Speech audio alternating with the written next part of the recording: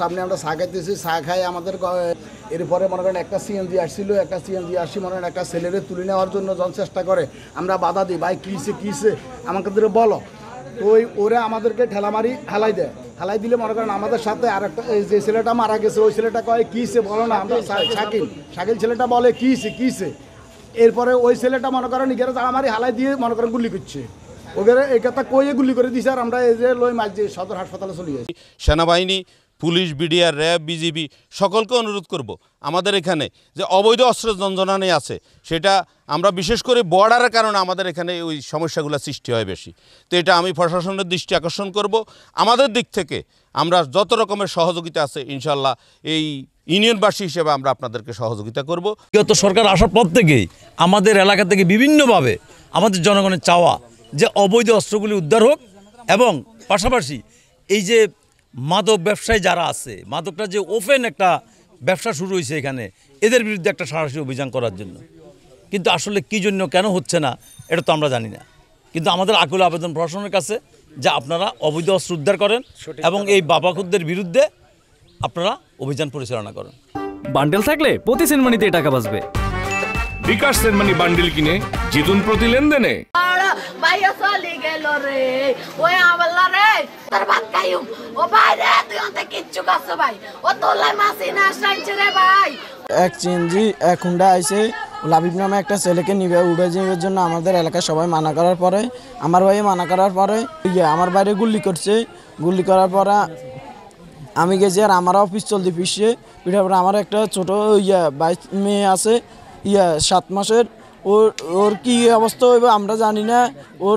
ওর বাবাকে মারছে, তার বিচার চাই আমরা। এটাই আমাদের সয়নি ইউনিয়ন পাশাপাশি আলাইয়াপুর ইউনিয়ন, এই দুইটা ইউনিয়নে আসলে সীমান্ত পার্শ্ববর্তী হওয়াতে লক্ষ্মীপুর এবং কি সদর থেকে বিভিন্ন সন্ত্রাসী, চোরা কারবারি, মাদক সেবনকারীরা এখানে এসে বিভিন্ন কর্ম করে যাচ্ছে।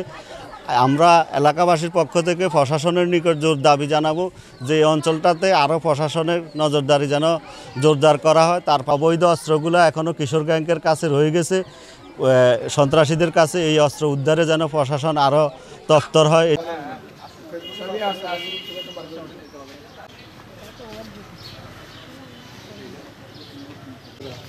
কিশোর গ্যাংদেরকে যারা শিল্ডার দেয়, যারা এই ধরনের লিডার, এমনকি যারা এই কিশোর গ্যাংদেরকে এখনও লালিত করতেছে, এই অস্ত্রগুলো যেন সরকারে উদ্ধার করা হয়।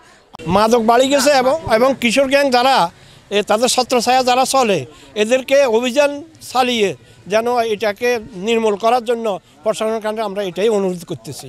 আমাদের একটাই দাবি এটা।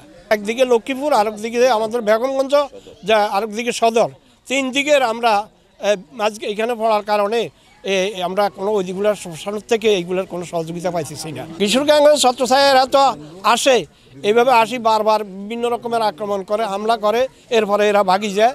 এবং এদের ছত্রছায়ায় কিছু ছেলেপেলেও আছে, ইদানিং আমরা দেখতেছি এগুলো আমাদের সমাজে দেখা দিছে, কিন্তু এর আগে এগুলো ছিল না।